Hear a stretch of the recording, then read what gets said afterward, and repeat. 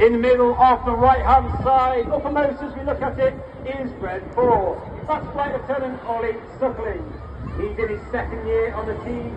He was Grade 4 last year, and he remained as Grade 4 to take up the affectionate role known as Uncle Enid.